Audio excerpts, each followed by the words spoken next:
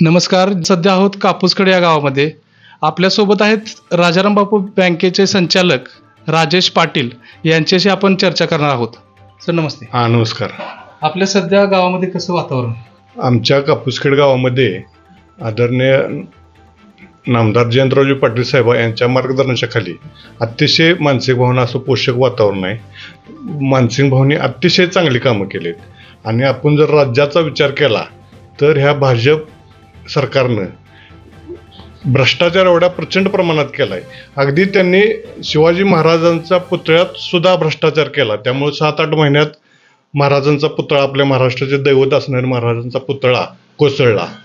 त्यामुळं संपूर्ण तरुण वर्ग भाजप सरकारवर चिडून आहे आणि आता इलेक्शनची वाट बघतोय. त्यांनी गेल्या 2-2.5 वर्षात फक्त फोडाफोडीचं राजकारण केलं.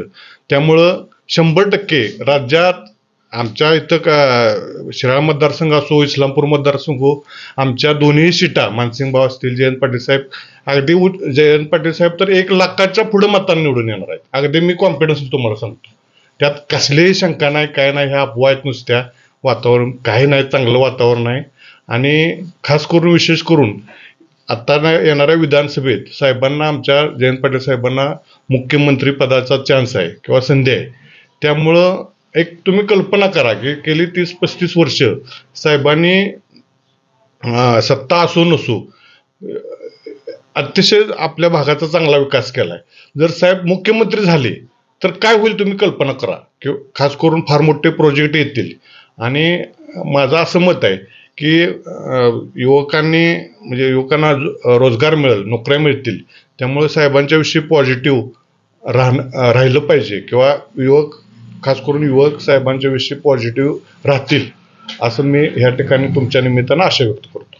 मानसिंगराव नाईक निवडून यासाठी तुम्ही काय रणनीती तुमच्या गावात? आम्ही आमच्या गावात घरोघरी आम्ही फिरतोय, प्रत्येकाला महिलांना समजून सांगतोय.